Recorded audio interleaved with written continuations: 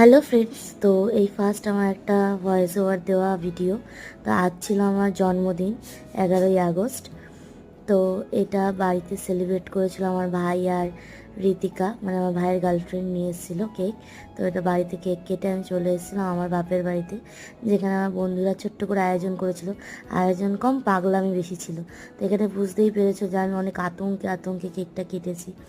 মানে আমার তো মনে হচ্ছিল যে কেকটা কাটার পর যে আমার সাথে কী হতে চলেছে আমি নিজেও জানি না।